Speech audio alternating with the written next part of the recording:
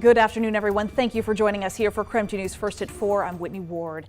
We begin with breaking news out of Moses Lake tonight. A Chief Moses Middle School student has been arrested after police say they brought a gun to school. Officers also received information that the student made threats to shoot up the school and even had a list of potential targets. Again, we do have information. We do also have a crew out there right now. We will get them later in the show. But in the meantime, we know that police did arrest a male student after it was reported he had a gun in his backpack. Now, according to the Moses Lake School District, the first reports came in around 9:45 this morning. Moses Lake Police Chief Kevin Feuer said that officers arrived within minutes and did find a gun as well as ammunition in that student's backpack.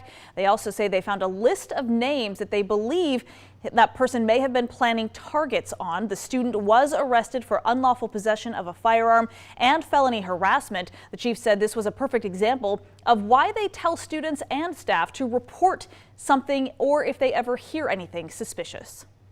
Reporting it to the school security was exactly what we asked our students and staff to do, is to report it so that law enforcement can get involved really quick and that we can, in this case, avert what could be a serious incident.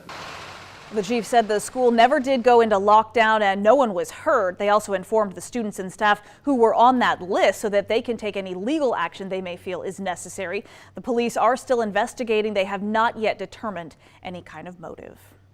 For the first time in almost 2 years, Washington State students and teachers are not required to wear a mask in most settings at school. KREM 2's Malia Kamal shares now how schools are adapting to the new guidance. Without the mandate, it will be up to students and teachers as to whether they would like to wear a mask.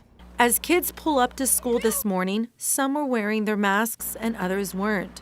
Masks will now be optional in all SPS buildings and buses. However, masks will still be required in healthcare and COVID-19 isolation rooms. Susie Holmes' granddaughter isn't sure if she wants to wear a mask, so she's keeping her mask in her pocket. She says, Nana, I'll just take it just in case. I feel more comfortable. It's whatever you want, honey. Holmes says that masks have played a huge role in their household for the last 2 years. So this morning, she made it a point to have a conversation with her granddaughter about restrictions being lifted. I told her it was her choice. She knew about COVID and she knew how you caught COVID, so I gave her the choice. You can wear the mask, don't feel that you're different from everybody from wearing a mask. It's your choice. Charlene Rima's granddaughter is also keeping her mask nearby. There's masks in her backpack. I said, if you feel more comfortable wearing a mask, by all means put it on. I said, maybe if you start coughing, you might want to put one on. If you see a friend coughing, you might want to put one on, So just whatever she feels safe with. Spokane Public Schools did list out some guidelines to help parents navigate the post-mask world. In case of a classroom outbreak, masks may be reinstated. If families do have a positive case or symptoms, they are asked to fill out a COVID-19 reporting form. A positive test would require a quarantine of 5 days from the onset of symptoms. Students who test positive can return after a 5-day quarantine or if they receive a negative PCR test or 2 negative antigen tests. The State Health Department is asking the schools to provide PPE and masks for teachers and students that would like to wear them. In Spokane, Malia Kamal, KREM 2 News.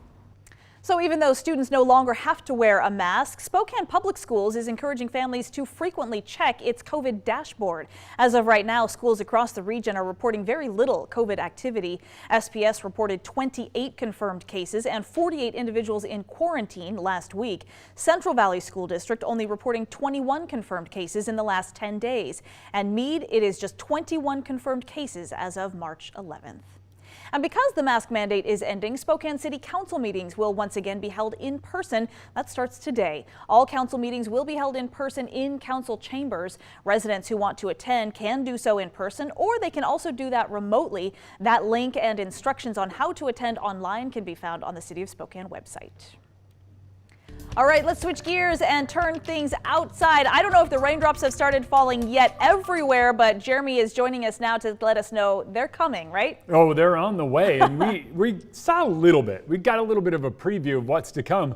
But look at some of these clouds. Right now, these clouds, to me, just looking downright juicy. They are filled with water. We're just waiting on even more so they become so saturated they just can't hang on to it.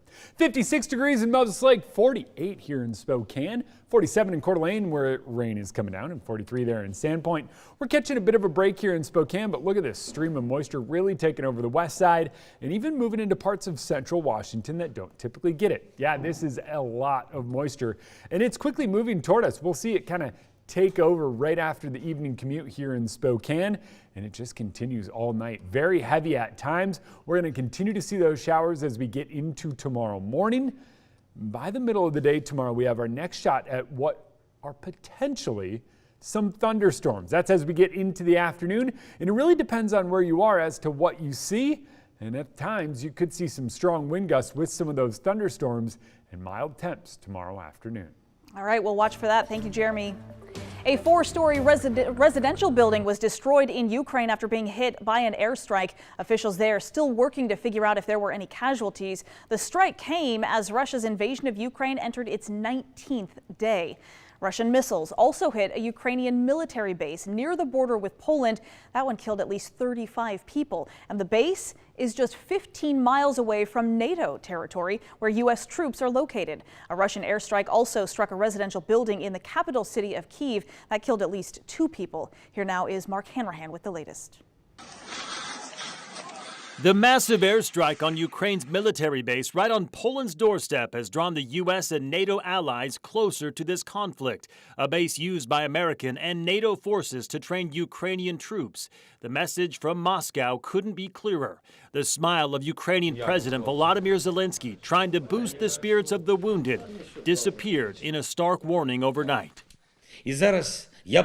I repeat again, if you do not close our skies, it is only a matter of time before Russian missiles fall on your territory, he said, on the territory of NATO and on the homes of citizens of NATO countries. The Red Cross says time is running out for hundreds of thousands of residents in the besieged city of Mariupol, where government officials say at least 2,500 people have died. Including, we have learned this morning, the mother and her unborn baby wounded in last week's air raid strike on a maternity hospital. A woman in a Kyiv suburb plays one last song before she leaves her bomb-damaged home. In Irpin, just northwest of the capital, soldiers carry away the wounded and the dead, where residential neighborhoods have come under heavy bombardment for days. A child skips along, despite the danger all around. Those who do manage to escape amid the shelling and sniper fire flee to a neighboring village. You can see what it's come down to for the people who don't have vehicles, who have fled from these villages just in the back of these cargo trucks. They're being handed warm drinks and some water and something to eat. At least they're safe for now. Neighbors who've stayed behind to help, knowing full well they're right in the path of Russia's merciless advance toward the capital. I'm begging to be heard, Eliana says. Close our skies so our kids can sleep calmly, so the country can live. Aliona is an English teacher and has 2 young children. They must be so scared. What do you tell them? Yeah, actually, we try to explain them that we have the greatest army, you know, and they will protect us and will defend us, and they believe us. Well, are you going to stay here no matter what? Yes. Yes? Yes, and me and my family, and my children. So far, the UN has estimated 2.7 million people have fled Ukraine, and that does not include the hundreds of thousands more who are displaced residents still searching for a safer place to stay inside their own country.